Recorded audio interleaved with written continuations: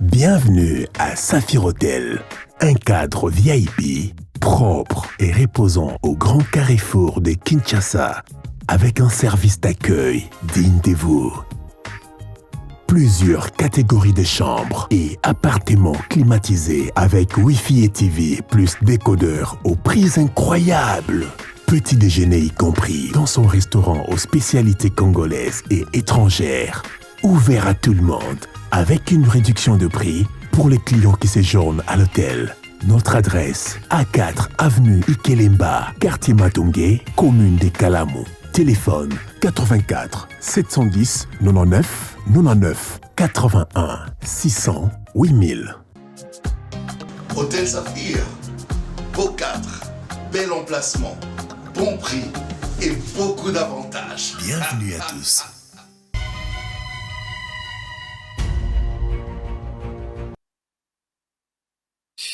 Mbote Labino, Balandinho sur la Bossolo, la politique officielle, Bossolo Télévision, votre chaîne au cœur des investigations.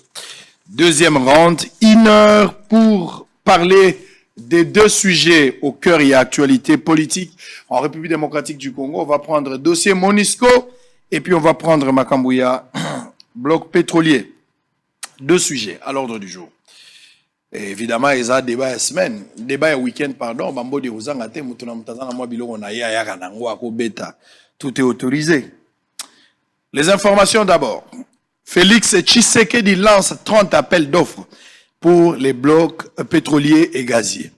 Kinshasa, Jean-Marc Kabound auditionné ce jeudi par le parquet général près de la cour des cassations. Matadi, hôpital provincial de Kinkanda, doté d'un dispositif de stockage d'eau. L'ECC appelle la CENI à plus de transparence. Paralysie des activités après les manifestations contre la MONUSCO. 12 civils tués par les ADF au nord Kivu et à Ituri. Kabound rentre chez lui en homme libre. Prochaine instruction prévue pour le mardi 2 août 2022. Les nouveaux présidents de la Cour constitutionnelle chez Sama Lukonde. Malgré le lancement des appels d'offres, les blocs pétroliers et gaziers, Greenpeace Afrique insiste sur la protection de l'environnement. Sud Kivu, Kibala demande en Ngouabidj de surseoir sa note autorisant la reprise des activités minières à Mwenga en violation des résolutions de l'Assemblée nationale. Washington appelle la RDC à protéger les casques bleus visés par des violentes manifestations. Kinshasa, la SNEL annonce des interruptions dans la fourniture d'électricité suite à la baisse du niveau d'eau. Nord Kivu, des centaines des ex-combattants abandonnent leur camp avant les processus de réinsertion communautaire. Avant-dernière information, fonction publique, les agents et fonctionnaires de l'État désormais bénéficiaires de la gratuité des soins de santé. Manifestation anti-MONUSCO, les gouvernements congolais s'engagent à prendre en charge les obsèques des 4 victimes. Très bien. Oh là là. Médard Kankolongo et Maître Ngoma. Ils ont Ngoma. Non, Claude. Claude Ngoma. Ozobosa na prénom mutunao. Masa moto tanga na chikomo na Alain. Ah ouais. Ngoma, avec Aline Ngoma. Mbote la yo. Mbote mingi ndeko na ngai sango. Allez, merci, bienvenue. De l'autre côté, Médard Kankolongo, l'homme de Dieu. Mbote, bienvenue. Mbote sango mokonzi esengo mingi ko kuta na simba ya mubembo. Tozala ki pe na fête kuna, tokomisa ki nkolo pona bosolo. Oui, patrimoine. Surtout, merci encore. Un plaisir de partager. On est à Rotana.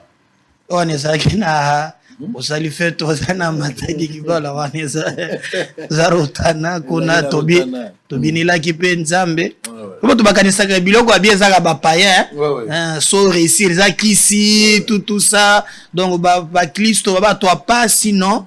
ba chrétien ba kende pe rotana ba chrétien ba tombe pe na carrière bien donc pour biso te ka pe na exemple donc o ba riva ka kisi wana baza ba to ba comprendre que le côté Dieu donne toutes les bonnes choses du monde eza ya biso photo ni mango jour ngona mona ki mettre ngoma ba Weston et Bimi banyama na zamba ba komi opposant mende na kamomboko yo na bila ya fachi ba opposant baza tout fait tout flamme c'est-à-dire mais yo moko comme lobela opposant abeti ba croiser za mais opposant bila eza non, c'est-à-dire que en tout cas, Nazo Peso ba remerciement ibélé, ba félicitations. Merci beaucoup, maître. Parce que une année, il y a organisé manif ya terreau wana.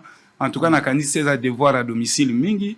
Il faut avoir toujours na longueur d'onde, na longueur, na vitesse beaucoup plus avancée que les autres. Parce que ba Coca-Cola, ils ont ça la fierté après ce nabiso. Et surtout, tant on a monaki yo couper sa remise, il y a ba trophée, na ba personnel na yo, vraiment, et ça la kingaim bien collé parce que je voyais quel genre il y a DG ou azali azo motivé ba personnel na ye.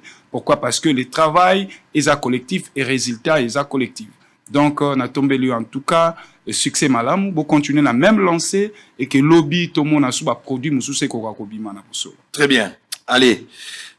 Première question, la question en curiosité. Boyoki nenge gouvernement, lobby na outo tanga on a ma ABC. Fonction publique, les agents et fonctionnaires de l'État désormais bénéficiaires de la gratuité de soins de santé. Nenge ni boyambi nouvelle. Erango to bandalo kwa makambo gratuité comme sous débat. Il fallait qu'on ça la boy, il fallait balongo la boy, basali malam. Alors nangi to réfléchir maintenant que l'État a kamati mokano sikoyo. Makanisini ni tokoki kopesa si malikaniso l'État azui pour qu'effectivement il wana esimba poto koma na ba français ta ba réflexion l'idée elle était bonne mais il fallait d'abord commencer donc la décision venait à peine d'être prise il y a possibilité de contribuer local à congolais maître Ngoma vous avez 5-6 minutes à réfléchir autour il y a makambo ya gratuité à soins comme ça se passe ailleurs mais lelo gouvernement bani na moi likanisi wana nini gouvernement koki ko sala pote likaniso ya azui eko kapenza na molongo. Olobi boni 6 minutes. Très bien, de konangai sango na komeka kosa l'économie ya ngonga nangai ya minute nangai na kenda muke na ngambo ya journal officiel nazomona ndeko nangai les DG Mwanja Vita Kabongo oyo azo sa ba prouesse ya monene parce que sengel na biso to reconnaître ba mérite ya moto tango azana na bon moi tango azana fonction parce que aza moko oyo aza rare apesi lelo journal officiel bâtiment na yemoko. Depuis les années 50 que le journal officiel ils ont vu, il est 62 ans, balouaka bâtiment. Mais les sur fond propre, Yewana, Mwanja Vita, a pesi bâtiment, il y a mon aîné imposant à 2 niveaux pour un journal officiel. Donc je pense ça c'est qu'il mérite beaucoup en tout cas. Bravo. Bravo Belé. Et encore, à organiser, à doter entreprise, à doter journal officiel d'un nouveau cadre organique. Le service n'est comme qu'il travaille très bien et donc les publications sont posées ce problème. Très bien. Les lots un numéro mon quoi journal officiel OK à la minute au lundi service ils ont soutenu au pesa na sima mu Congo. Donc nous c'est commis bien comme si ils en étaient système mon ils ont tourné parfaitement et à quand même plus loin na ba université à Fongoli ba antenne il y a journal officiel donc on a étudié dans zo luka journal officiel ozana ngo wana na campus unikin partout et comment UPC partout bazali donc en tout cas na ko pesa ba félicitations belé voici bateau bazo ko mérité bazala parmi ba warrior donc et non ba mi bio ba wiba pamba alors santé pour tous santé pour tous likanisi ali malamu ko pesa ba agent pe ba fonctionnaire à l'état santé moko gratuite soins de santé plutôt gratuits mais il y a ma bezanini tango ba ko kamata ba décision bazo penser ba réforme té parce que système de santé na biso efingé na biso to réformer yango na ko réformer yango nazo tala liboso na niveau ya ba réforme structurelle té mais organique liboso et comme ma biso na nzela to définir politique mususu lié na santé na biso d'où il faut que tonga ba hôpitaux ko doter ba hôpitaux na biso na ba pharmacie parce que les musiciens moko ayembaki awa monganga pharmacie comment na poche na ye et donc yo les repesi agent fonctionnaire de l'état gratuité de santé a kokende ko soins de santé en hôpital nini yango zo poser problème Moi, j'aurais encore voulu, basala yango ndenge enseignant, basala avec MESP. Chaque enseignant na mbongo a foutu rabakata ke 5 000 francs. Ce qui a beli, a ke na MESP, ba recommandé na hôpital privé. Parce que na ebite nani yango okendo zwa soin na mama yemu. Nani yango okendo zwa soin na mama yemu.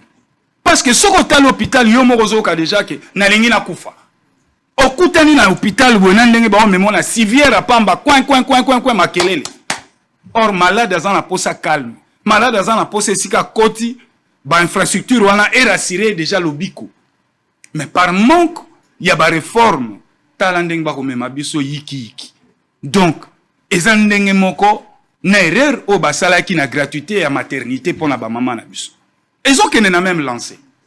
Donc, tous en face à régime, bango ba kolanda mingi politique à ko séduire. Or, biso peuple, toi, na posa bo séduire biso te. Biso, toi, na besoin bo convaincre ende biso. Olobi na biso soins de santé. Mais avant, banda na gratuité soins de santé, pesa biso ba structure médicale, o ezo sala que, na kende ko soins, na ndenge sengeli. Oko kenda pesi soins. Hôpital nini basala ka, bazana pharmacie malamu. Maman et moi en pharmacie malamu te bango nyonso batinda biso libanda clinique universitaire aza na pharmacie malamu te et ceux qui te lobby soins de santé. Mais pourquoi pas bâtir la biso une très bonne politique industrielle, il y a ba produits pharmaceutiques na biso, parce que ce qu'on tali même na ba produits pharmaceutiques en ba industrie o eza sale la biso bakisi. Mais bakisi on est big sarabato te. Un bon médecin sera prescrire a sengaka toujours spécialité. Parce que oh wana ezana dose esengeli. Oko mela aspirine wa plaquette mumba mutu passe si la raté. Soki bikedi soki nini na e bakati. Musala OCC. Musala OCC na ebite zanini. Kemi no bando melezo bongati. Donc ça dit selon toi, c'est qu'il faut commencer d'abord, il faut que ton gana no hôpital ko bongisa ko équipé. Voilà, et finalement après on peut après maintenant toko kenda na gratuité. C'est une décision prise à la va-vite. À la va-vite sans réfléchir, sans tenir compte des paramètres. Oh, ils ont compte en ligne de compte. Vous voyez, les canis, c'est ça bien. Mais approche n'angon des amabé. Approche n'angon des amabé. Donc, n'a pas n'angai, n'a linga qui n'a mona. D'abord, moi, l'amboka chi. C'est qu'elle dit, na politique n'a ya zanango. Atali sabiso pon école, santé, zani. Parce que, ba Congoman et Sengeli Baïba, l'État congolais, lelo, sango, a foutu la rangana yo soins de santé. L'année, 350 francs. C'est vérifiable. L'année, tout Congolais, gouvernement faut te 350 francs congolais. Il y a soins de santé. Yebisanga na banda na aspirine, na banda na tonga, tona zwani. Oso monango. Soko ke même na ba zone de santé na biso, mais c'est toujours mal équipé. Ezali ko sala pasi wapi souveraineté nationale na biso. Soko komi ata hôpital a pamba kitie ya, il faut UNICEF ya ko pesa bino kisi, il faut Banque mondiale ya. Mais souveraineté na biso ezali. Alors que biso moko na kati tozo produire ba recette à plus d'1 milliard de dollars. O biso to produire en interne. Mais tozo incapable to tia yango, to investir yango na ba infrastructure na biso pour na ba soins de santé na biso. Et wana ezelo mususu. Très bien. D'autre part, le personnel. D'autre part, le personnel. Lelo guerre ali entre Sieko nanani na Sinamed. Bao balancer grève bao msusu. Pourquoi ces 2 poids 2 mesures? Tout ça c'est parce que l'État a une responsabilité na malamuté. Au pesi bato gratuité à soins de santé. Mais moto a ko traité otali kana été. Otali kana été ba structure eko yamba ba malade wana. Alors nga Claude Ngoma na ko préféré que na ko suggérer que ba agent et fonctionnaire de l'État, donc fonction publique, a créé structure moko similaire comme MESP à enseignant. Chaque fonctionnaire et agent de l'État, bazo 4 mois 2000, 3000. Mais ce qui a belli, à qui a eu recommandation, à qui n'a pas privé. Très bien. Allez, Médard, est-ce que tu partages l'avis? Non. Moi, je crois que d'abord, na kosala lokola ina zwata une minute nangai na lobaka même moaka na senga pepa na yo parce que bosso les hommes miroir na ozo sala banquette moi mingi mais osa la biso quand même enquête pour bana komena Kinshasa ba bisingana ebisa yo bazana kati ya kospolier école moko awa école neza na Kabinda plateau okomona école wana eza 2 niveaux likolo nango to balengaki batole même na programme ya sange ko to bachaki na ba panneau wana beseko Kabinda plateau gouverneur alobaki na tango akangaki zando awa esengeli azwa mwa marché moko provisoire mais kolongwa le temps ke basilisi apekisaki batonga bandako ya matériaux durable sango tango nazwebisa yo awa lupangu nyonso batongi bandako ya bamatériaux durable chose grave batongi soko ya mike bakuzu.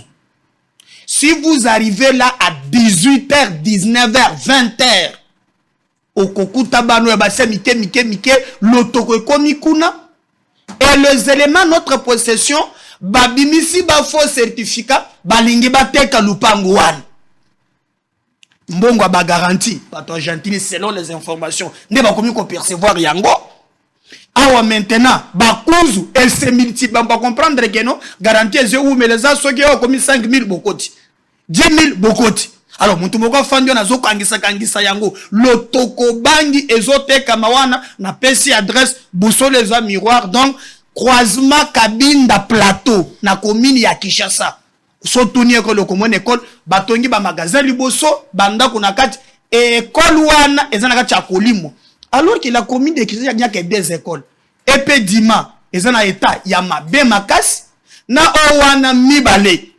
Alors, maintenant, je n'ai ministre à la gratuité, il faut bassal. Mais beaucoup de gratuité, le pan, on a bâtiment deux niveaux.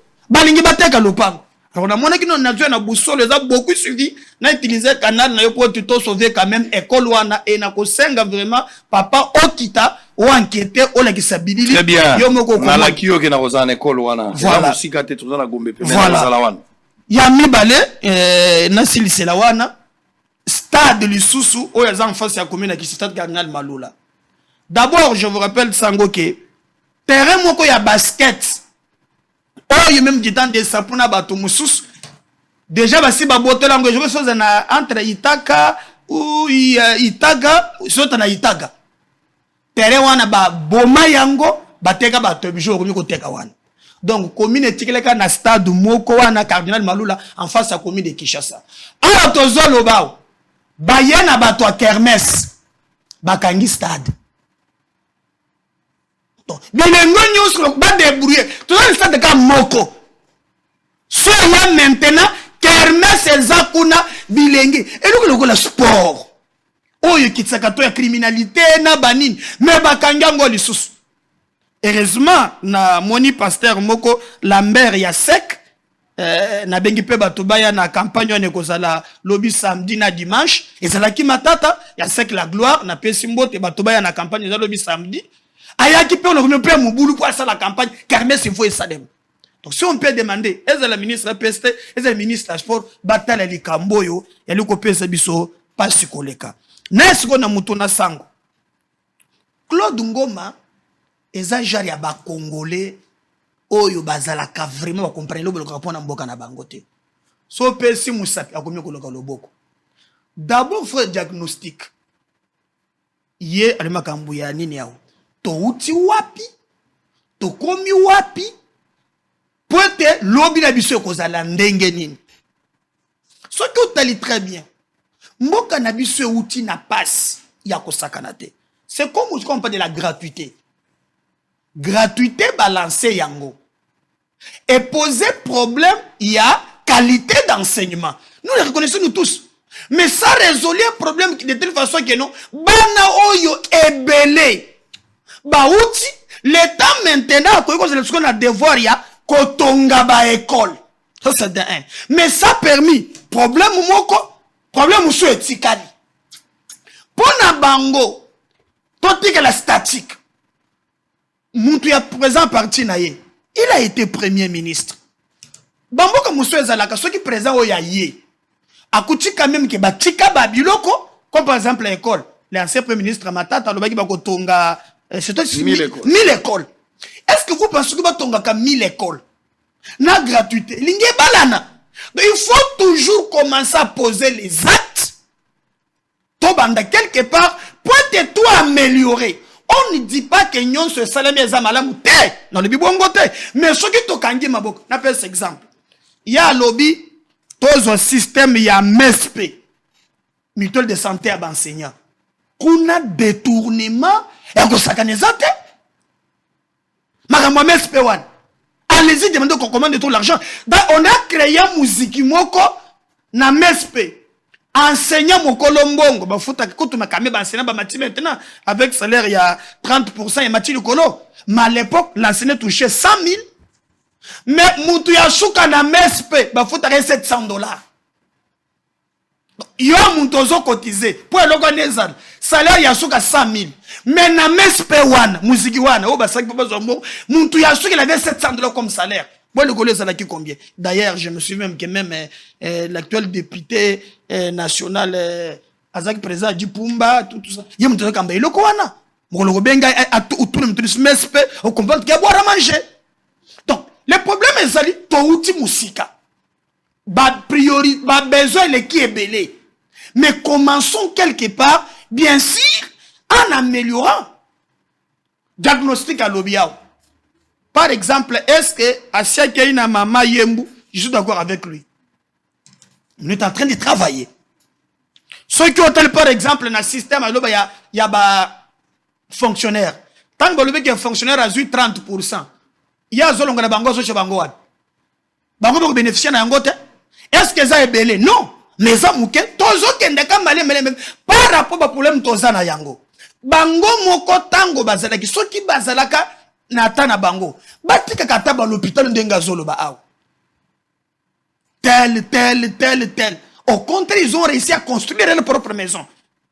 Par exemple super ya l'homme abanda ba étude à salaboy a fait toko sala ilo côté au lieu d'abord d'encourager que na moi tamuki to moni lelo moi musolo parce que musolo ezali na le baka toujours tozo IGF asungi biso to salaba na patrie financière mbongo esokota na bandeki kutune pene Nicolas mbongo ango bosala kanango nini maintenant naza content que mbongo balobi ke ezomata e banda ko résoudre eza na mokolo moko te mabele qui tellement makasi que mais il faut oser la vie a parti encourager na ba étude azolo ba to banda quelque part.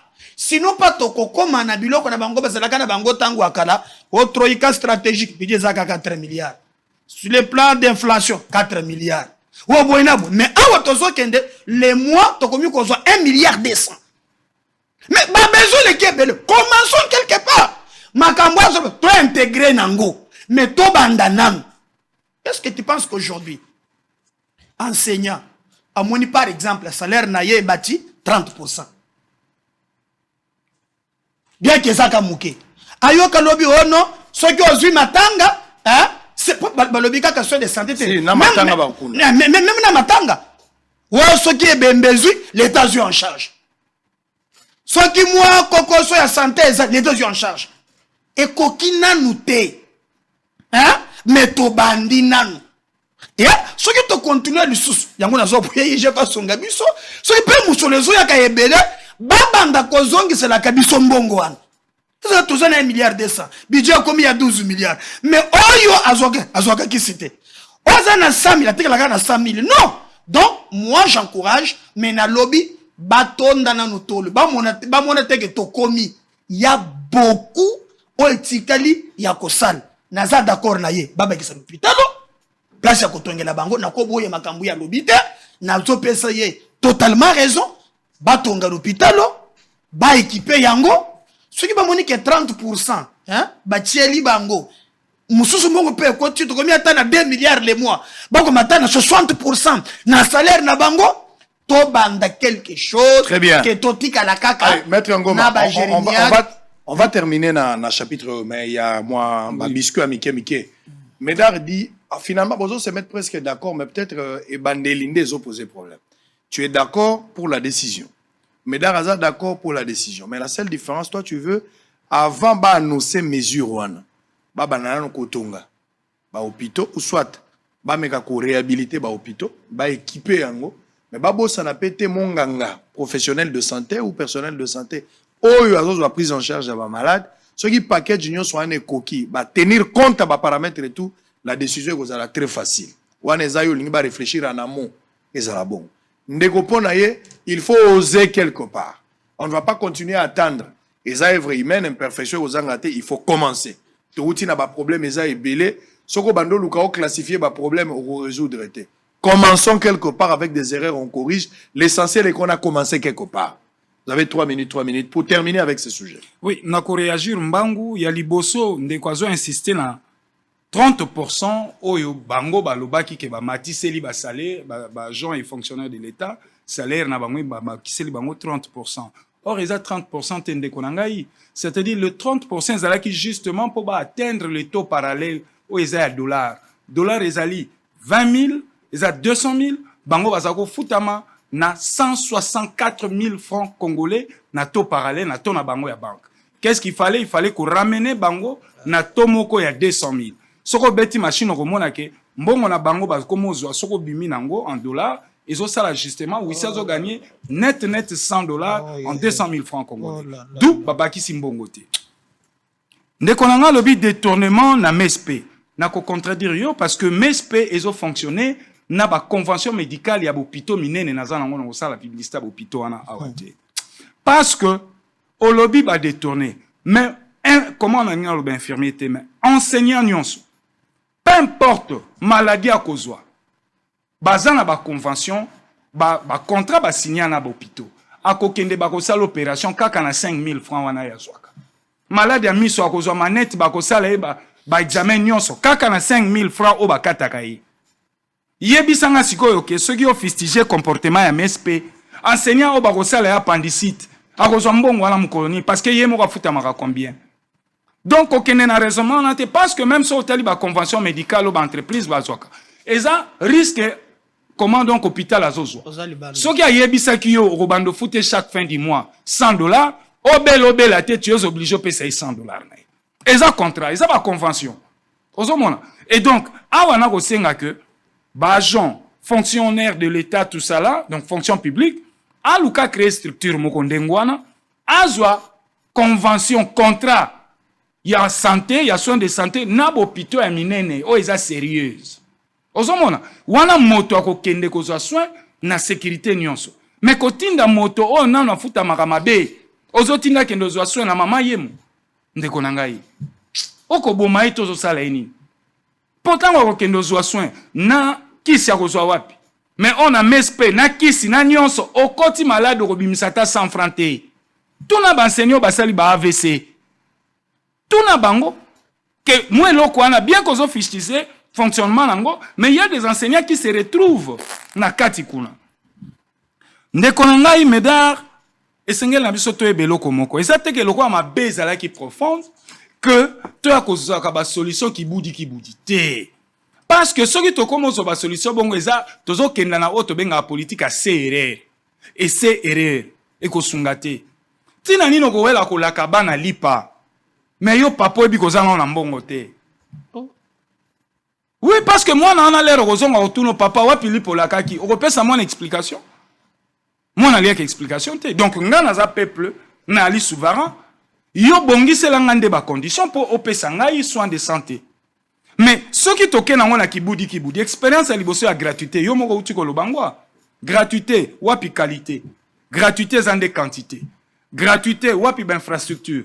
Ça les commis débordé mola kisaye a leité na kati ya sala za na 120 élèves moi na kotanga ndenge nini gratuité parce que moto fa kende école pa na bino nyonso bo kende école kibudi au nom ya gratuité non ba gera ka bongo te nyango ndeko na ngai sango na zongi lisusu na proposition na ngai que le ministre ya fonction publique na secteur na ye a créé structure oyo ekobanda kopesa kozwa contrat na ba hôpitaux o ezali sérieux. Et évidemment, le fonctionnaire de l'État et même barubanda ko cotiser soit 1000 soit 2000 francs et kei parce que na ba structure nyonso minene même dans l'entreprise o eza sérieuse au kota ba contrat médical bazanango ba convention ba signer na ba hôpitaux eza juste ba pesa ka mbongo ebele même malade bela te opesi même mukolo travailleur no moko ko bela eza la facture écouter $1 million eza contrat na bi. Et ça contrat basala bon. Et donc moi je vois très mal. Très bien. Comment beaucoup tinda moto. Ta réaction très rapidement. Maman yemo à Kenda clinique université. Donc je crois que Boussolo eza vitrine il faut que vous maîtriser très bien. Et quand moi MSP to ko tu que la yo champ, on enquêter, on comprendre que d'abord je vais vous poser la question. bakataka mbongo ya enseignant c'est l'ensemble ya république na MESP. MESP toza na 26 provinces et ça à peu près 3 provinces babakisi de bakoma na 5. Tena relanceur. Ndeko nangeza batone nazo pesa OK mabe na relanceur. Kotanga ba province tende to tanga kuna to tanga batanga ka ba province éducationnelle. Donc so OK dans 26 provinces au beta faux. Oh ba province éducationnelle les a plus que le chiffre précis. C'est déjà faux parce que balakisi nyonso tant on a le bali kamboyo na kendaka par exemple na cancer oriental na zeke na bande okolande de là pour mon enquête des avres ça l'enquête to comprendre. Il y a des détournements. Na tout kopes même na salaire. Il y a peu de détournements mouquette grave. Mais comme des azo banaliser ngo non, yo azo mona 5000 bakata enseignants. Mais il y a combien des enseignants? Combien des enseignants? Traçabilité ça t'es na mbongo wana? Non. Oh, ndeko nanga ko le non t'es biloko moko nazo maîtriser très bien. Tant que le binga na sala kikimia. Tous les enseignants na ba province nous subazo akakiside. À l'époque ezalaki awa na Congo central Kinshasa, je crois na Lubumbashi. Ma enseignant Équateur bakataka ye mbongo ya so na zo akate. Donc comment ko balanga que non eza madame, eza d'abord faux. Je là ko landelo ko nango très bien. Il y a mi balé et lo konga ezo tungisa mutemba na ngai. Il y a zomona te aspect, il y a que nous avons récupéré un bon bayene, il y a moni angote. Donc il y a zana boule nde bazalaki na mujuto kotonga ba parler. Nde boule azala ngona mutu na ye. Nga lobite ke na sepre na qualité peut poser problème. Déjà on vient na landi ministre ya EPST. École peut tongama. Et ko sala ke non ane oyo bana oyo batanga qui par exemple 100 bakotanga ta 60 parce qu'on vient de construire oui l'anda ministre a passé ba chiffre il y a bien qu'on est tongwami non ko quitter à 100% mais déjà to bandi to comprendre attention awa hein bana bakoza la santé botonge école batonge ba école qui n'a pas eu makambo zo salema moi je par exemple mikolo les gars on a Kassa oriental j'ai vu de mes propres yeux à peu près cette école moderne. École moke pe kalenda mudishi cause la tana 5 niveaux. Wapi? Et pe kalenda mudishi. C'est bien gote? OK. Pour ngyo wapi ou ngyo douté. Hein? Nazala kikuna. Na tuko sala kuna ta je na gendango 2 fois. Na moninga moko. So comme une épée de la mouille, j'ai vu moi-même des écoles comme les autres ngam. Ça qui peut permettre maintenant makambo tolobeli yao. Année passée bana batangi 100 Mboulo et sengeli bana batonga ta 50 na salle. Naza d'accord d'abord que niveau il y a qualité, il y a enseignement sengeli zala malam. On parlait de soins de santé. Exactement. N'allez pas à banaliser ngwa. Soins de santé sang. Je crois que na moto komi lelo. Okomona que décision cause la malam. Ce qu'on prenait aboye les sous. Donc ceux qui enseignent à Koufeli par exemple. Azoka na mbone mike wan. Pourquoi tu ne peux pas encourager ça c'est pas de l'opposition. Il parle ici de $. Comment moutoko comprendre tes contextes tozanango lelo? Ezaka contexte ya Congo te, ezaka contexte vraiment mondial. Économie nyonso ya mukili mobimba, ezala makambu ya bito et touche presque batu nyonso. Comment il va contribuer ici dans le cadre de l'opposition? Moi je pense que le gouvernement a tout à tout le temps le baka sali nyonso. Mayeba kenawe sali a soulagé moi pas si là-bas fonctionnaire mais beaucoup reste à faire. Très bien. Allez, on va évoluer. On va prendre Félix Tshisekedi qui a lancé hier 30 appels d'offres pour les blocs pétroliers et gaziers. On va suivre cet élément. Ça va nous permettre Tokotasko la vente aux enchères des blocs pétroliers. On va parler de ces sujets-là, tête à tête. Chacun de vous aura peut-être 8 minutes ou 10 minutes à chacun parce que le dossier est très sensible. Retenez déjà par rapport aux questions. Est-ce que vous avez une idée de ce que l'opportunité au chef de l'État peut apporter en République démocratique du Congo? Est-ce que vous êtes informé ou vous avez des informations par rapport à ce que le Congo peut gagner derrière ça? Alors, est-ce que les communautés locales, Bakozala, impactées, ils ne seront pas peut-être impactés par ces ventes? C'est-à-dire, la communauté locale Nabiso Bazaya à travers la République, sentir impact à l'autre si il s'avère que place ba bloc ezali, par exemple ceux qui bloquent ezali na Congo central, alors bateau bavandi place ou la communauté locale. Est-ce que bako sentir yango? So ba sentir par quel mécanisme vous pouvez démontrer? C'est leur Greenpeace. Na outé ko laksango aw. 16 aires protégées sont menacées par ce projet qui remet par ailleurs en question tous les engagements. Pour na bango ba moni que zo ménager makambo environnement, bazo rejeter démarche à gouvernement. Est-ce qu'il faudra céder à caprice na bango ou le gouvernement doit être focus, doit rester focus par rapport à l'engagement à bloc? Vous allez expliquer quel est l'avantage de la République démocratique du Congo derrière appel d'offres au chef de l'État Sali. Mais je vous promets que nous allons recevoir ministre des hydrocarbures, Didier Boudibou. Donc, vous voyez peut-être semaine prochaine pour plus de précisions autour de cette question. Mais en attendant, cela n'empêche que Bandegoba réfléchir autour de l'actualité politique. Suivant l'image, on se retrouve après. Médard Kankolongo et Claude Ngoma vont réfléchir autour de cette question. À tout à l'heure. C'est ce jeudi, 28 juillet, Kaïlié, la cérémonie du lancement d'appel d'offres de 27 blocs pétroliers et 3 gaziers à Kinshasa.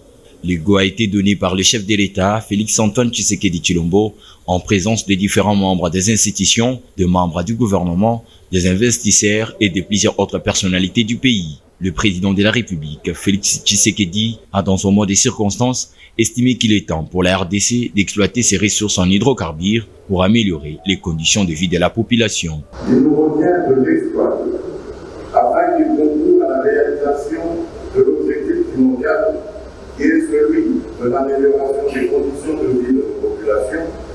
Quelques participants à cette cérémonie n'ont pas manqué de saluer ces appels d'offres qui, selon eux, tombent à point nommé pour améliorer les conditions de vie de la population et booster l'économie congolaise. On dit que le Congo est un pays potentiellement riche, mais c'est même dans le potentiel. Et là, c'est une occasion d'exploiter le potentiel. Et nous sommes vraiment heureux que ça arrive maintenant au moment de la guerre russo-ukrainienne.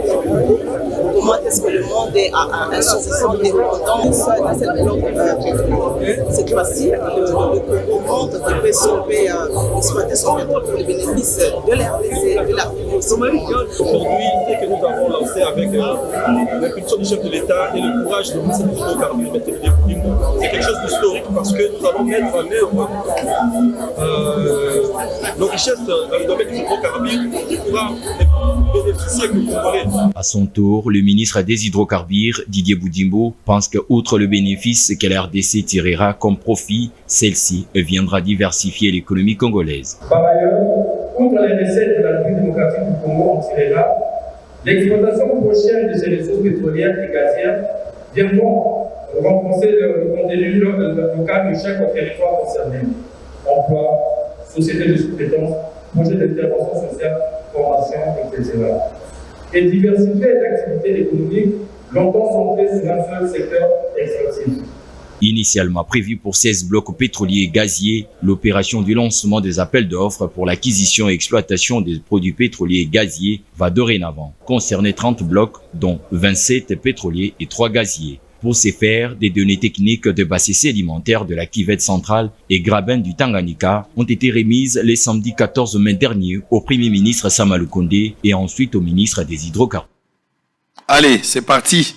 Médard Kankolongo, 10 minutes, vente aux enchères des blocs pétroliers, comme je le disais. Le chef de l'État, depuis Mokolo Lobby, a lancé Ango. Donc, ça fait la fierté pour le Congolais. Comment vous avez accueilli la nouvelle? Mais ça, on a battu sous le télé Mélango, pour na bango, na l'axi à Wasselon et Greenpeace, pour na bango, biloko wana ezako menacé, makambo Italie environnement, et que bazo soutenir des marches ya gouvernement na vente aux enchères. Et qu'on profite na Congolais, na nini, communauté locale, qu'est-ce qu'on peut aujourd'hui gagner derrière cette procédure s'il s'avère qu'on maintenait? Si on laissait ou on abandonnait, nini tozo perdre. Vous avez 10 minutes. Premièrement, Sango ezali ko remercier esprit à transparence parce que mboka oyo ile kozobo mayango eza kop na moyibi. Vous savez, même Dieu s'étonne lui-même de grapper sa bison kita nandenge to se développe kate.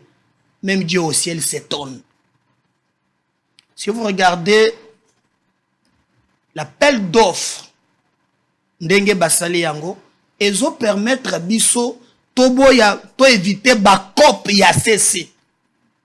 Donc bato bakoya na moi, mais maintenant c'est que moi na kosenga bango parce que la loi ici exige la publicité. Il faut pas la que ça peut ba na publicité na busolo ao. Bako mateba fabriquer, hein? Bato moko na bango moko, oh, pétrolier à Dubaï. Non, non, il faut baya. La loi exige un appel d'offre la publicité. Baye, totali non, bao, baouti Dubaï, bango sala ba pétrole, tala boye boye. O le kiseli biso, nazo exige, consommer na mubeko, publicité azal. Pour te tout checker, batouane. Ça c'est un. Il y a mi balé. Tala mboka loko la Dubaï. Et c'est la cas désert. Ça cause ya pétrole na biloko na bango. Aujourd'hui, tout le monde ba komi ko préféré ba kende na Dubaï. Dubaï c'est la cas désert. Guinée. Bamboka wana. À cause ya pétrole na bango, aujourd'hui est commis tellement ba ko profiter na nkita. Et boni bon to kozana biloko na mabele tozo akanelo côté.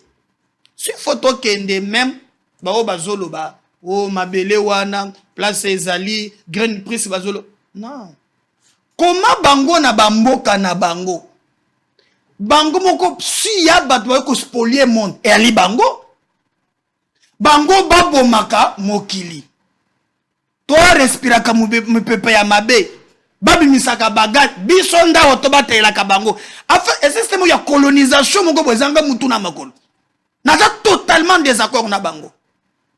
Nous, tous les ministres de l'environnement, awa, F. Bazaïba, et Sengeli, ba chercheur na batrions, on a yo ki bango ba lobby, et ko bebi sa environnement ne lo komo côté.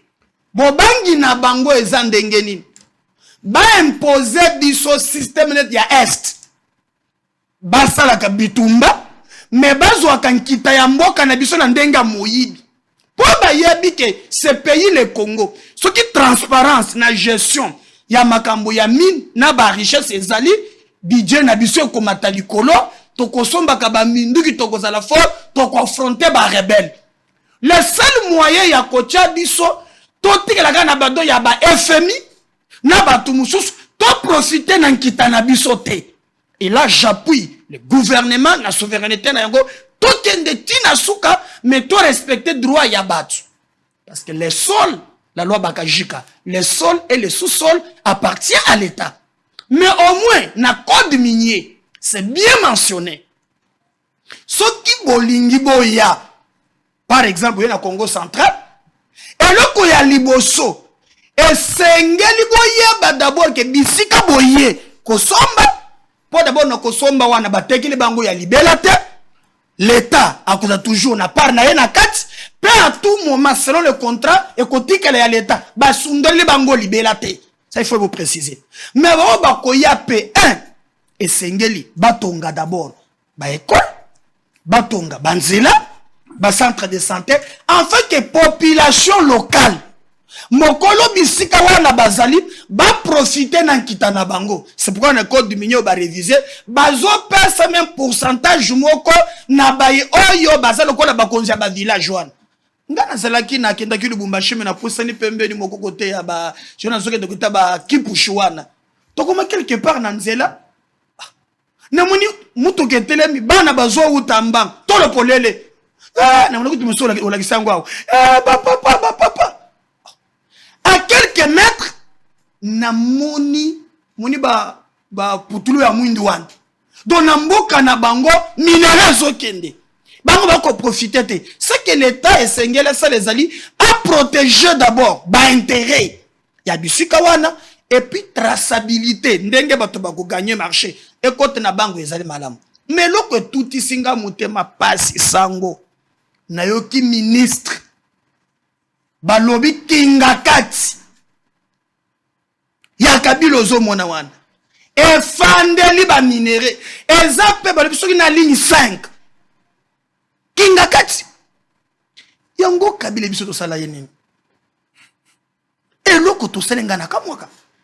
En fait j'ai posé la question na moi selanga kabila goza la teki biso te nde to tambola ka badix to pris quelque part pour nous là tout pris. Comment il est président de la République? J'ose croire quand même. Pour avoir citoyen, quand vous êtes président, bah il de yak. Bah quoi biso site tel, ils ont la pétrole. Site tel, ils ont la canaboy. Site tel, ils ont la boy. Mais il a décidé. ya kokende kotonga na kingakati eba information mususu oyo bino bangonaka bazamba eza te butu batimolaka petrole na kingakati nalandi ministre azoloba o ndenge eza wana tokolenga to deji yango boko deji yango ndenge nini le sol et le sous-sol appartient à l'état. L'état, il y a ce qu'on appelle cause d'utilité publique. L'état, quoi, il y a une chose simple. Awa, ton mon utilité publique est zali, ton copain soit moussolo pour ton copain, quand même, ton négocier. T'es que les biso bisika. Kabila a eu un bloc pétrolier na biso, a timbo la gango, boutou. Non seulement ça, regardez na bazo, avant qu'il y ait pouvoir. A eu bazoni, banyama nyonso, et ça na kingakati. Yaka na bazo na biso, tona modéré ogayi bisayo, okomona lion ya zone na biso kondi mate, maintenant yo ya kingakati. Même nyoka azomela miliki bomona ki dernièrement wa olive na mbongo bandaki ko azomekisa mbongo nyoka boye. Tala ndenge azomela miliki. Asuki wana te. Aya azu même avion. Ngoma je crois bazalaki na kingakati je sais pas ce quoi bazalaki. Bazu avion ya bemba. Bakati. Bati restaurant. Donc je vais demander au gouvernement, Oyasi a gagné combien belé, nous devons récupérer Kingakati. Comment ça, il a un mais nazo biso ke ministre a lobby pétrole ba bloc belé sana Kingakati. Na ba source na ngai, ba soda pa bien bazalaka kone, ba lobby mukubwa. Ba toka ka pétrole. O komona sikoso ke salami bongo, Olive Akoya, Asoko Sabato, Mama Boboto, Mama Naboye. Mais c'est que vous recevez. Maintenant, je vais tout le mitro bongo ka chamata. Ce qui a watongi ba bloc pétrolier. Bongo na ka chamata. Tango nazo uta Mwanda, na komine niveau ya boma, bala kisingadi susu moko su ya Kabila. Okonje mata? Tala munene, lola mboka li susu. Azana ba il, azana bo. Il y a aussi des Congolais inconscients. Oyambaki Frank Diongo ali bisanga kulutunanga na respect zango pona ye. Okomona Frank wo akende kuluka Kabila. Kabila muntu atongi na bloc pétrolier Frank Diongo atayo mongo. Non, avignons et kokite. En fait, Kabila continue ya kozwa bozu même anga ya pouvoir. Pour pétrole na exporta na butu wan. Kuna kingakati wala bakena ndaku na ye. Boko tamla ta une semaine boko na kota la kate. Une semaine boko ma kota zola la te. Mais pourquoi ministre alobi que non na ba bloc wana on va contourner la République là, hein? Ce qu'on kota ba tumusu baza ba tout simple. Boko contourner te. So boko timama moko boye bloc eleki na lupango na ye azama muteki ndo. Wana nda bozui. Ça na kondimaka injustice wana te. Donc ba Congolais ba yebake kingakati wana ba fandeli pétrole. Kabila kotoka ngo butu.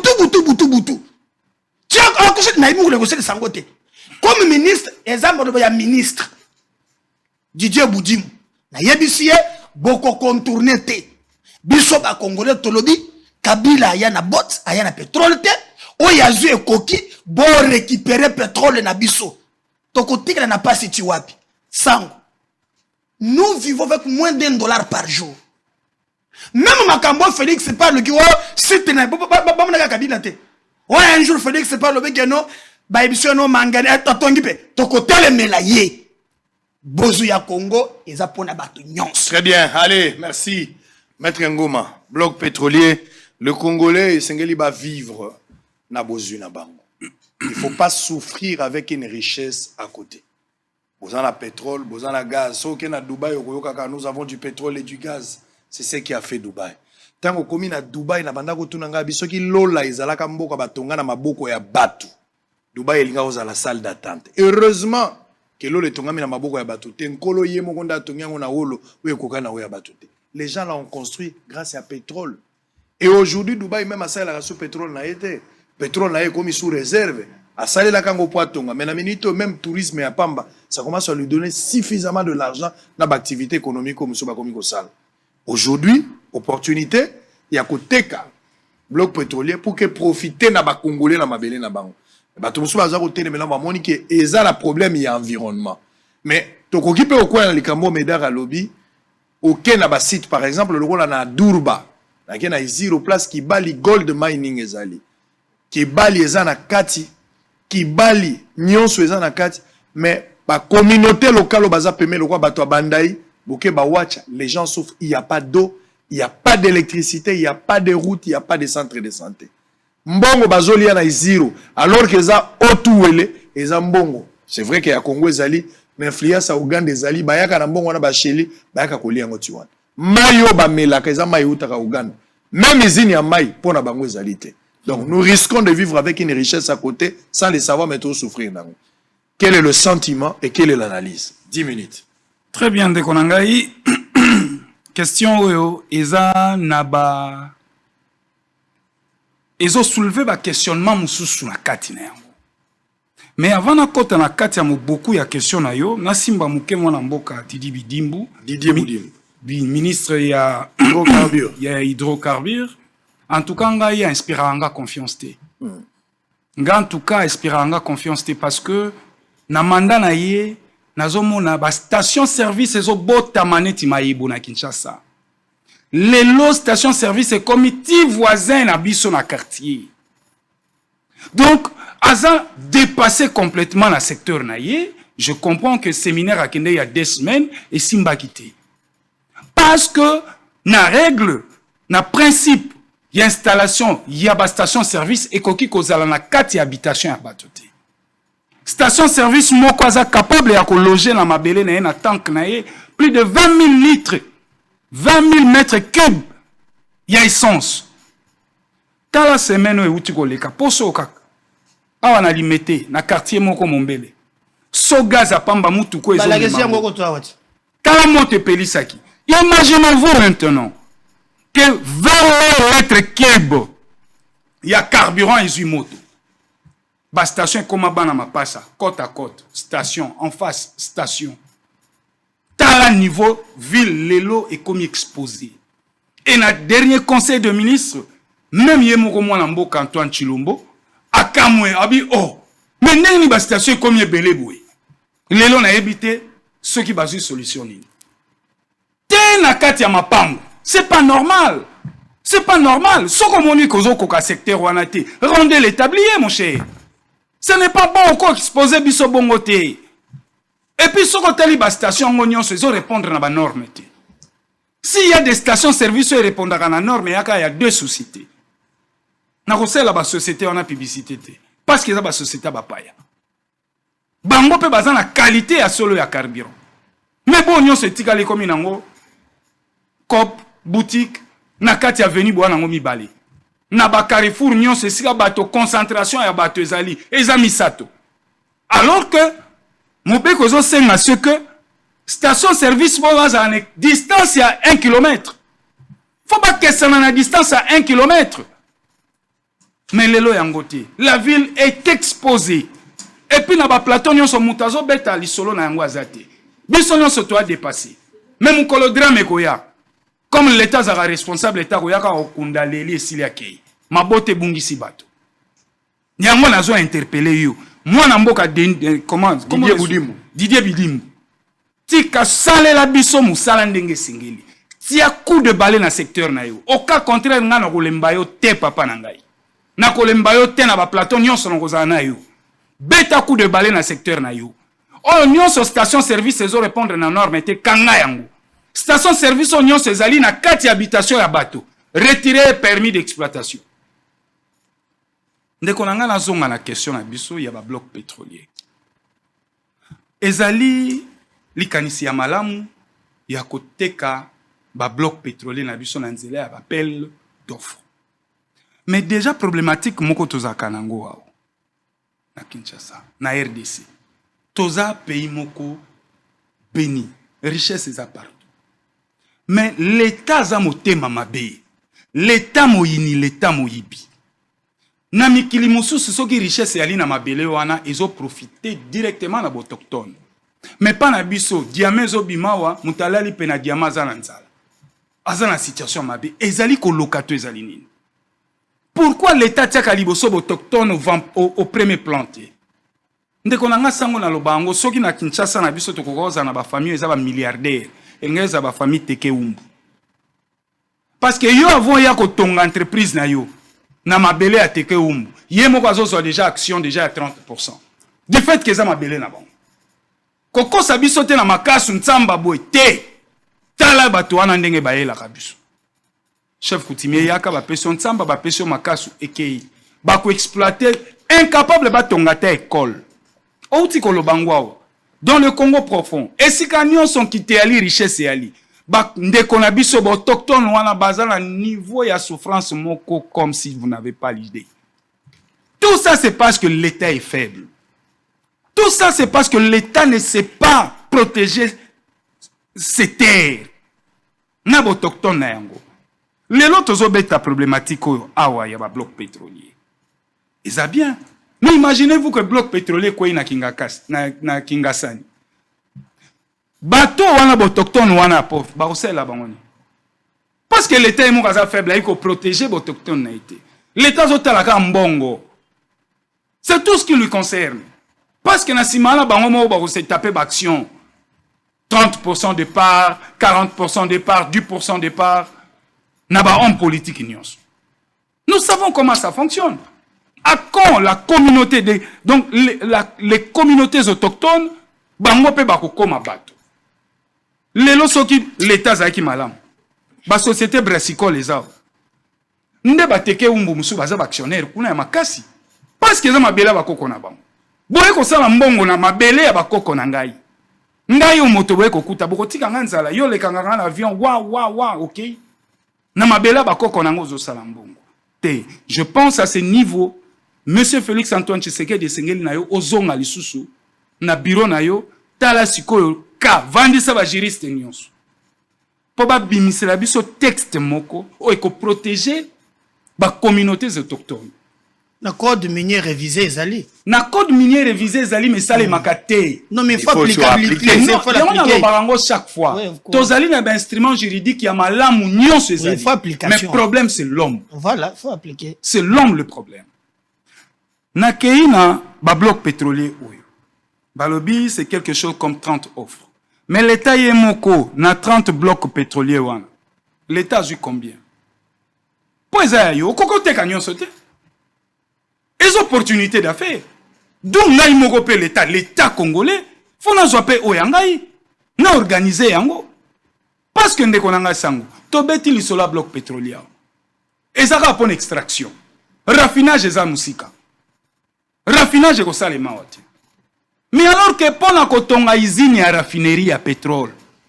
Sokeza ya munene avec capacité à 650 000 tonnes de barils de pétrole le jour, ça te fait 10 milliards de dollars. 10 milliards de dollars. Alors avec management moko ya makasi, l'État congolais ko fungola ba cote part. Nga moko l'État je possède 50% de part. Sangoyo yakazwa 5%. Nani a 10%, ou a 10%. C'est comme ça que l'État a fonctionné dans l'entreprise. Côté Kabapel, oui, ça bien. Parce que l'Angéa monene. Mais il y a l'État, il faut avoir oui. Mais est-ce que l'Oko a la moine en boka chilombo? Ba conseiller ba ABC yango? Ba ABC yango? Ce qui 10 milliards de dollars réalité. Tozan la ba mini usine y a raffinage. Ba mini avec 5 milliards. Capacité à produire, ezali à 120 000 tonnes y a barils de pétrole le jour. Le collabo a 10 milliards, mais bon, qui s'attend à 5 milliards. Au lieu que raffinage que ndara musika, ba société zali, ba beta na Google ba komonango. Pourquoi n'est pas bosenga phobe? Na ba entreprise a minene yaka kotonga ba usine à raffinage. Même ça aussi, il faut que tout le gâteau simba soutien l'ensemble de konangai. Babeti masolo ana lobby na chapiteau. Mais l'État congolais par nezani. Parce que yoko zelaka ate ba dividende ekoya na ba investisseur. Bato ba kosomba. Po yo zwa bango ba impôt. Mais yo moko pe sengel la yo produire. Yo moko sengel na yo zana oya yo. Parce que soki ezana ba individu ndenge ndeko nanga uti koloba, ye moko azotoka ya ye moko pétrole. Combien à plus forte raison l'État congolais Alembana kozana oya qu'est-ce qui manque? L'État congolais zanana oyo ya yemoko. Parce que ekosala epé fierté, ekosala ke mbongo ekene. Ndenge bidimba uti koloba eko diversifier économie na biso. Mais dans tout ça d'abord nous devons mettre nos populations autochtones na protection mobimba. Parce que c'est inadmissible, ma bela bako kona bango yali na kita ezali na mbongo, ba paya bako yako yiba yango bako kenda nango, bako tika ba population autochtone wana, nzala bako tika bango na pasi.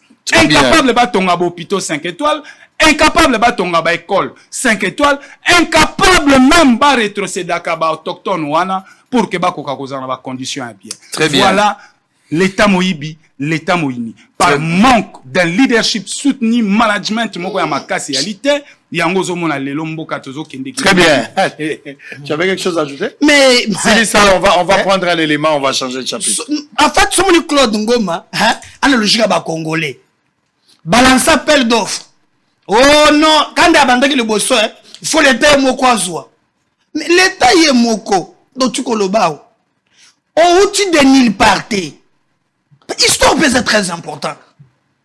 Bokambo mboka oyo botiki bidjango na combien? Les 10 milliards à zolo bao, il y a raffinerie one. Aujourd'hui, il y a des efforts en matière de maximisation de la recette. Nous commençons à mobiliser aujourd'hui 1,2 milliard le mois. Tout ça dans un malam. Mais on ne commence pas dans le cognon sombala moko. Et d'ailleurs, tant que ministre Zélande, c'est très important. D'abord, petit privilège na ba Congolais. Donc, si les Congolais, problème les Congolais, c'est le management. Et par exemple, la publicité, opinion, présenter la société na bango. Parce que pour tout le monde, il y a ce qu'on appelle l'économie la classe moyenne. Laissez-les avancer. Non, vous êtes en classe moyenne. Allez-y. Allez-y. Yo, d'abord, na bête, vous se dérangez. Tant que vous êtes premier ministre, Perengo est à la gâte. On ne parle pas de Mozita. Alors,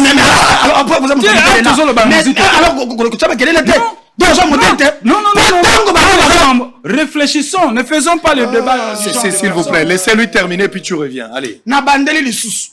Tango bangu bazumbo ko premier ministre, chef de gouvernement. Perenko azana mwanda. Raffinerie le baba tiangote. C'est qui le préoccupé ça banda quoi. Alors on donne des idées très importantes, tu embrouilles les gens à la télé. Moi, je pense qu'aujourd'hui, le plus important, comme je disais, d'abord, na bloc pétrolier, l'État a tiré accent na ba Congolais.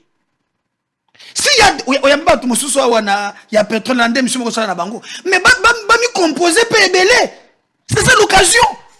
Tokolingaka tenkita yambo na bapay. Garage à malam, bapay. Supermarché, bapay. Nid, bapay. Même quand on a maison préfabriquée, j'apprends même qu'il y a un projet à Kotonga palais présidentiel, Basu Rwandais. Pourquoi l'État a coquille cause à la paix, appelle sa kandingi sa imbo? C'est l'occasion maintenant que les Congolais vont avoir un domaine oil. Bami sangi sape, yakana 1 million, Ghana 2 millions, les problèmes de Kotoza doivent diviser. C'est le problème aussi des Congolais.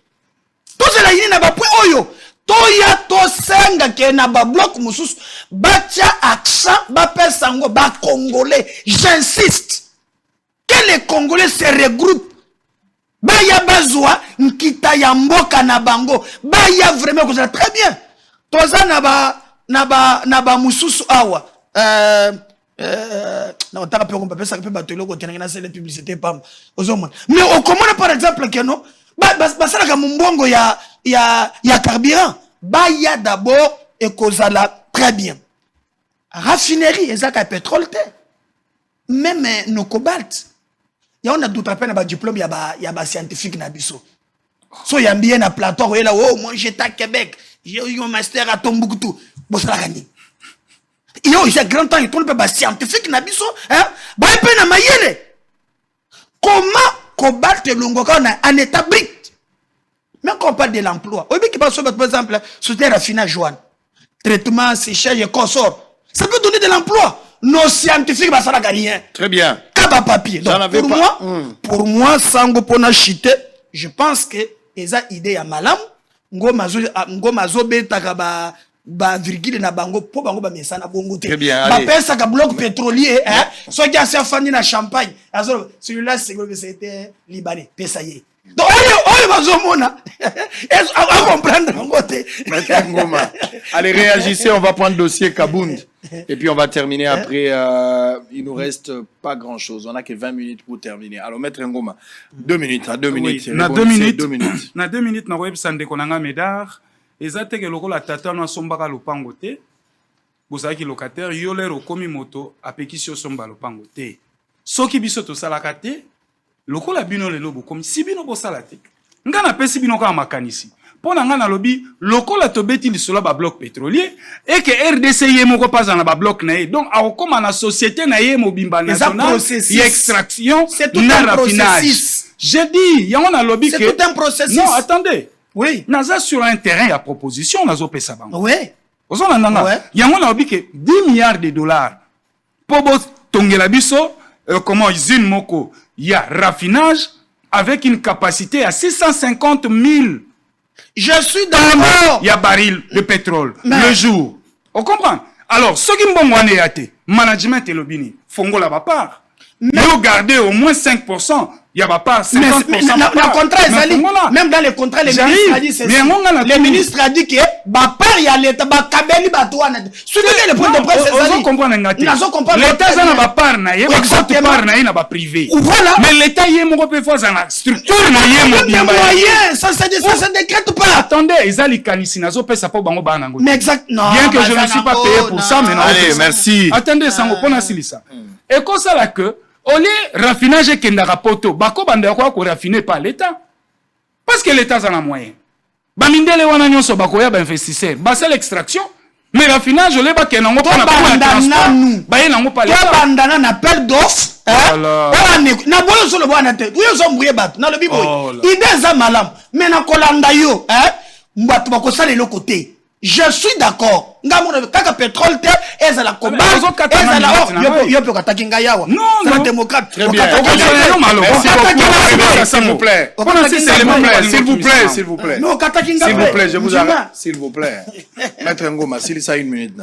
Très bien. Seconde kaka nazo sisananga. Donc nangina sukisana boy. Koloba ete likanisi wana ya limalam. Oui. Au-delà ya ba cote par l'état kozana nango, mais na sengi l'état yemo kwa sa entreprise nationale d'extraction na. D'accord avec vous. Na lobby yango te ke ça la lelo et maintenant. Non. Faut préciser ndenge wana. Voyez-vous? Là je suis d'accord. Là je suis d'accord. Allez, merci. On va prendre oh là là, oh là là, oh là là, oh là là, Bosolo, merci. Ça c'est le débat du week-end.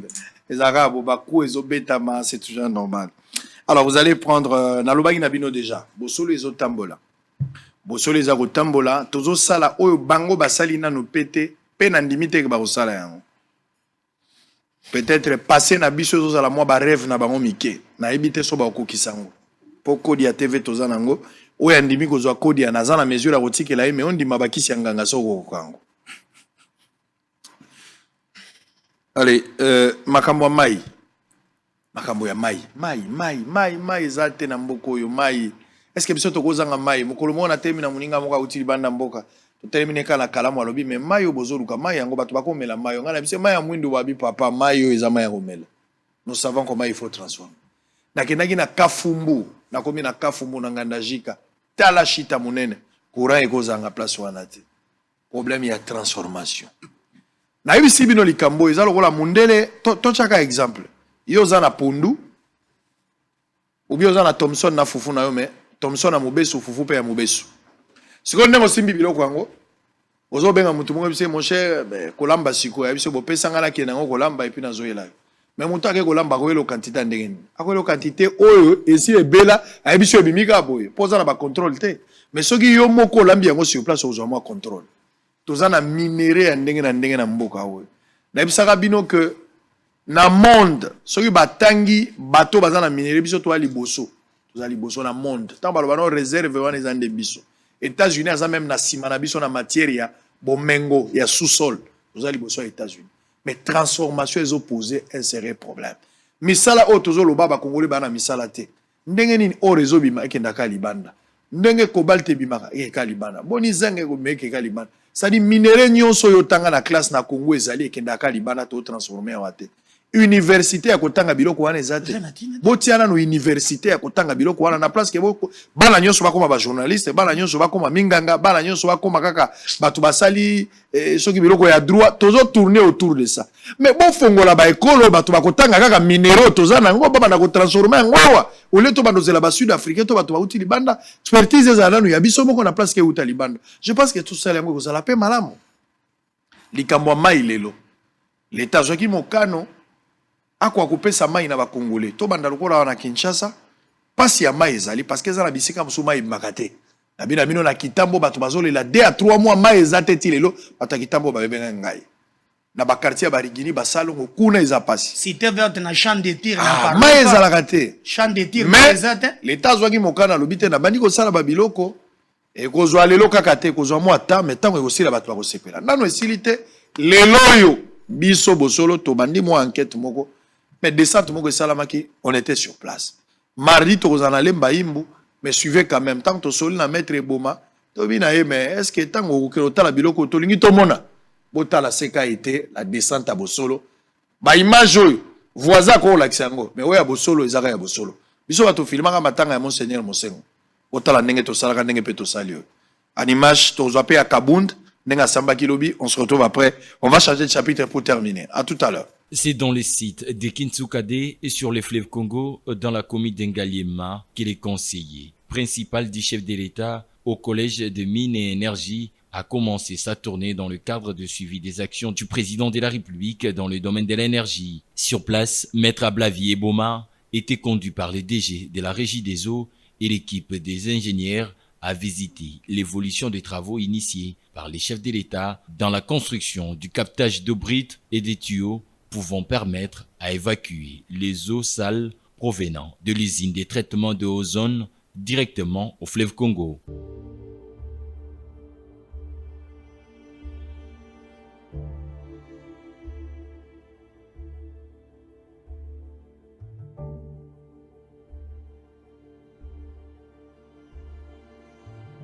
Pour s'imprégner de l'ensemble des travaux qui s'inscrivent dans le but de pallier au problème des déficits en eau potable dans certains contrées de la ville de Kinshasa, Maître Ablavi Eboma s'est encore rendu à Ozone où l'usine de grande capacité en traitement d'eau est déjà en fin de travaux, laquelle usine vient renforcer celle existante d'Njili et Ngaliema et a observé la manière dont les travaux se sont exécutés à 85%.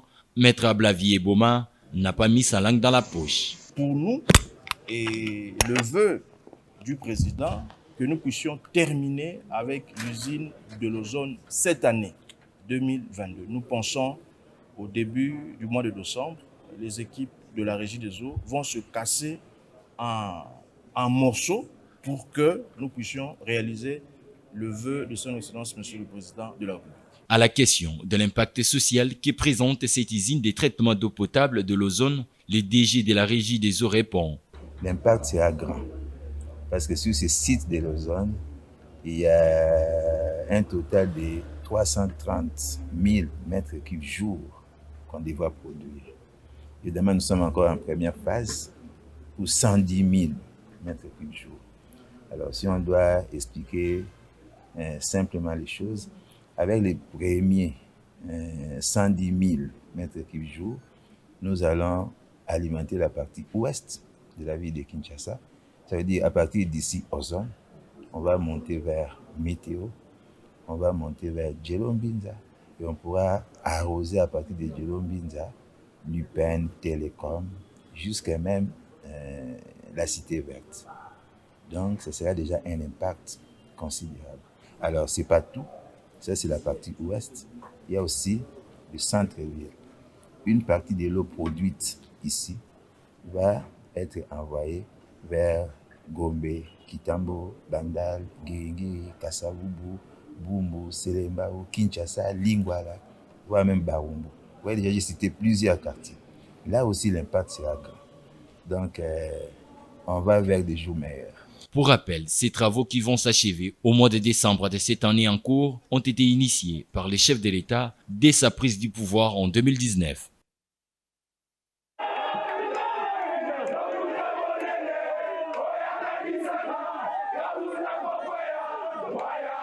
C'est sous les cris de joie que l'ancien collaborateur de Félix Tshisekedi regagne sa résidence. Jean-Marc Kabunda Kabund a été auditionné près de 5 heures au parquet général près de la Cour de cassation, ensuite relaxé. Il lui est reproché d'avoir outragé le chef de l'État Félix-Antoine Tshisekedi Tshilombo lors de sa sortie médiatique, le traitant d'un incompétent et justicier à la tête de la RDC. Sur son chemin de retour, ce sont des scènes de liesse qui s'observent. Les aimables des Kabund expriment leur joie en le voyant rentrer un homme libre, comme vous pouvez le constater sur ces images.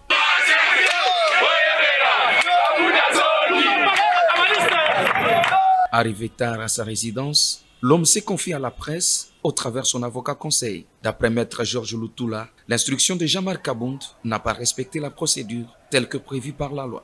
Dans la foulée, il invite le militant de l'âge de venir massivement accompagner son leader le mardi prochain. Nous espérons que ce dossier sera classé sans suite parce que les faits reprochés à l'honorable Jean-Marc Kabund, pour nous, ces faits-là ne sont pas fondés. Les magistrats instructeurs s'est permis de limiter le nombre d'avocats qui devraient assister l'honorable Jean-Marc Kabund à Kabund. Les magistrats ne peuvent pas en aucun cas limiter le nombre d'avocats qui doivent entrer dans son cabinet. Nous en appelons à tous les membres, à tous les militants de l'Alliance pour le changement d'être sereins et de se mobiliser davantage pour que la justice soit impartiale et la justice fasse son travail tel qu'il le faut. Un des militants à sa résidence invite la justice à rester dans le juste milieu pour faire triompher la vérité. La force, il y a un argument ou bien il y a Makambo, Jean-Marc Kabunda Kabunda Lobaki, bato ya mibeko batali ba moni ke ezalaki nango solo. Raison pour laquelle au moni lelo azongi ndenge azongi à l'homme libre bien que le mardi le sous a rozonga le sous. Pour rappel, Jean-Marc Kabunda Kabunda, dont l'instruction continue au parquet général près la Cour de cassation, sera de nouveau devant ce parquet le mardi prochain. Allez, merci. Je pense qu'on va s'arrêter là. On va s'arrêter, on va vous donner, parce qu'on a largement dépassé. Après, nous, il y a un programme, donc je vous donne à chacun 6 minutes, on va s'arrêter, ok? Maître Ngoma, on commence avec vous, lui va prendre parole en dernier. Jean-Marc Kabund, finalement, il était parti, à Komi, Basambisi Kabund, Makamunyon Soayoki, Kabund Azongi. Quelle lecture faites-vous de cette affaire de Kabund? Fait-on à Kabund Nenge Bandi? Est-ce que tu comment la fait-on Baka jurisprudence ses alliés, presque le coin a dossier à Kabund, où il y a lieu de croire que la procédure judiciaire n'est bandie comme à la sous-cambole de forme aux âmes au total imibeko, mais quand on réfléchir en tant que juriste, voir un peu les tenants et les aboutissants. Est-ce qu'il y a règlement de compte aujourd'hui ou c'est tout à fait normal que Kabund soit interpellé par rapport à propos discourtois qualifiés par la justice ou bien propos maladroits? Quelle est votre lecture autour de cette question? 6 minutes, on termine. Bon, merci Sango. Du point de vue de droit, le rôle à affaire est devant le PGR, dossier pendant devant le PGR. En tout cas, on a observé de tout droit, il y a qu'à commenter sur ça. Mais ceux qui n'ont qu'à moi, liloba pour éclaircir opinion et puis n'a pas ça maloba n'angambu ya kan ya Kabund, bakoki nanu ko chanter na victoire te parce que ndengeza boye akendaki bayoki ye azongi bakozonga lisusu marti. Et donc, na yango, procédure eza nanu ko continuer. Et uti kaka kobanda. Et uti kaka kobanda. Donc, bakoki nanu ko chanter na victoire te. D'autant plus que, y a un principe moko ya droit, oyo a lobby likambo yende moto fa memela biso ba preuve. À celui qui lègue les faits, yende moto fa la biso ba preuve. Voyez-vous? Et donc, ba fait o Kabundi ye fa memakuna, ezali ya lobby que chaque fois, jet et akakozwa mosolo et kendaka nango na ba paradis fiscaux et donc il est mieux placé na ranaye ya premier vice président de l'Assemblée nationale ndenga utaki kolongwa ko démissionner il faut même ba pièce ba preuve oyo ako déposer par PGR pour que PGR comprenne que ah bon OK donc awa mbongo ezobima comme ça PGR aye ba ko réorienter dossier na ye. Très bien. C'est comme ça ndenge sengeli ko salema. Et puis bato sengeli ba ebake oyo ndeko Jean-Marc Kabunda azokenda ko répondre ezali obe mandat ya comparution. Mais Jean-Marc Kabunda non batie comment non a commis tobenga ngoni mise en accusation te. Parce que ceux qui PGR à réunir les moyens nyonso et qui a moni que Kabund est dans la greffe solide ils ont pesé sur hier. Au comment on a PGR à commet l'Assemblée nationale Mukanda cette fois-là pour mettre Kabund sous comment donc mise en accusation. Et Assemblée nationale au regard il y a règlement d'ordre intérieur na bango ba ko procéder ndenge sengeli po ba longolaye ba militer nyonso pour que à comment maintenant li bosso à juge naturel naye pour que to tirer au clair affaire wana. Donc na minute yo na ko senga kan ya Kabund bango nyonso baza na retenu parce que instruction ils ont continué na. Très bien. On ne chante pas la victoire avant la guerre. Allez, de l'autre côté, on va terminer. Maître Ngoma, tigez-le moi 3 minutes. On en attend. Allez, terminer. Alors, on a 3 minutes à tigeli ngai na zwanano d'abord élément moko anosaki yango awa na bande ko na biso baza na o bakofaki na makambo ya Monisco na sepeli nde gouvernement lobike akokunda ba civil wana ezali malamu et puis aussi kolongola amalgame wana yokaki bato koloba ke non soki mobulu esalamaki kuna parce que bati moto alobaki ke bato ba bima na balabala alors que ya uti na société civile akoki jamais kosenga bato bima na mobulu mais peuple quand même baza matière ya ko comprendre que non bako revendiquer droit na bango donc bato bazotia bati na babiloko wana balongola kona akoki jamais ko benga bato basala mobulu na tia mise au point ya mibale na koma na likambo ya Kabund donc na kosenga na bandeko ya IDPS bato ménager ya Kabund te. Kabund n'a rien à perdre. Maintenant, a commis qu'on pousse bango pour être ba comme appelle le kola ye ba perdre bango nyons. Olanda kin mai so yambaki awa. Kabund azaka na bakare minye. Ache vice mama montoza na carré wan. Je me pose la question que vice mama wana vous allez sousuka naye nandi ako perdre carré minye a perdre vice maman aye na poste naye zalaki nango na assemblée a perdre donc na IDPS a perdre il n'a rien à perdre maintenant ko bando ko pousser bango ba tomber na gel net communication par exemple Augustin Kabouya c'est dernièrement ou abandé ko zo ba carré minye ne montrez pas aux gens que tango muntu azana bino il peut tout faire bon landela yete ce que sukola tombo ke libino ne bande ko dénoncer on a mais communication à bienté on a liboso ya mi balé sango congolais pe photocola tout vite vous allez pouvoir il y a ba émotion Kabund e bongeli na ye même nganga mutopesa ka batuki sazoka moi oui oko bongeza wapi mais je pèse mes mots l'architecte de la jouissance na régime à Tshisekedi comme Jean-Marc Kabund sangu dano ke peut yo kenda aux journalistes tala piscine ya Kabund ezana 4 couleurs bouton ezana 4 boutons so fini pop maye vert so bili bakola que ça bili so ki base pop maye rouge Kabund azana na boîte de nuit na lupango na ye champagne ya couleur nyonso modèle nyonso nani akoki koza les jouisseurs kolekaye et puis ngaza na batumi balé nazo biso sango na komi kondio message jibe mpiana oyambaki pe ya awa na papa Simo Kimbam maloba baloba dans l'avenir et la tanzoto juba yemba nzembo kala makamana na komeli bokangela ngaye ye muntu ayibinga ba sentiment ba bakangiye Dei papa Simo Kimbango apesa prophétie aloba mikolo tozokende liboso awo boko kamwa mutu mwinda akokoma mondele Kabund a bénéficié de ça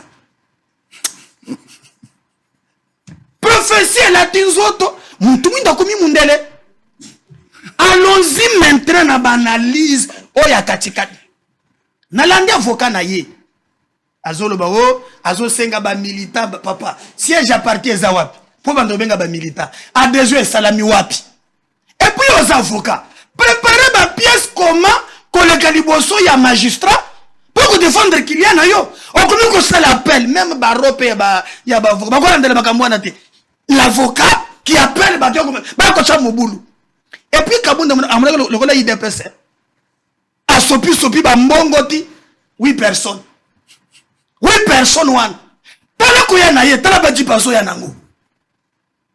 Azui jipi Assemblée nationale, yo za justice te. Ole mose jipi en fonction. Asa modèle la gestion.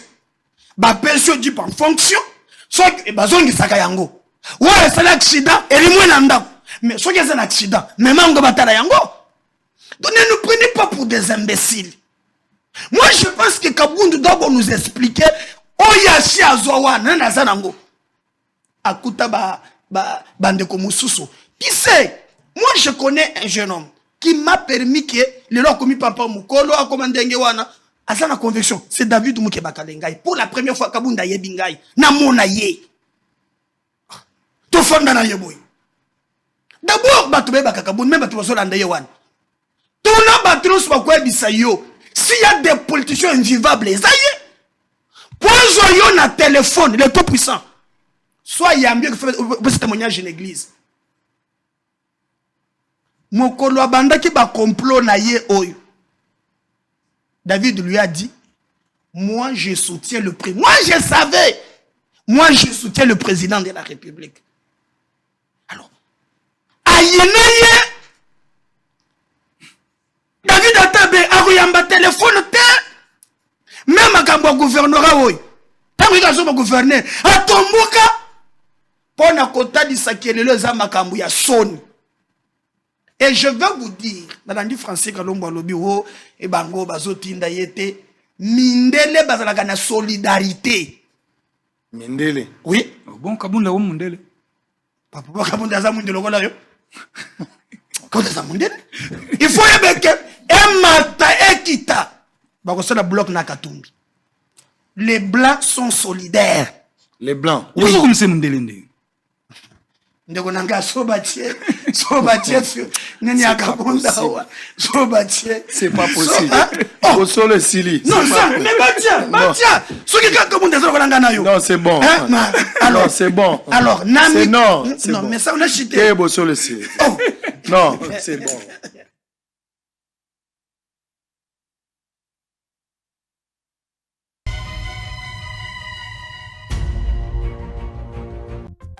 Bienvenue à Saphir Hotel, un cadre VIP, propre et reposant au grand carrefour de Kinshasa, avec un service d'accueil digne de vous. Plusieurs catégories de chambres et appartements climatisés avec Wi-Fi et TV plus décodeur aux prix incroyables. Petit déjeuner y compris dans son restaurant aux spécialités congolaises et étrangères. Ouvert à tout le monde, avec une réduction de prix pour les clients qui séjournent à l'hôtel. Notre adresse, A4 avenue Ikelemba, quartier Matongé, commune des Kalamou. Téléphone 84 710 99 99 81 600 8000. Hôtel Saphir, beau cadre, bel emplacement, bon prix et beaucoup d'avantages. Bienvenue à tous.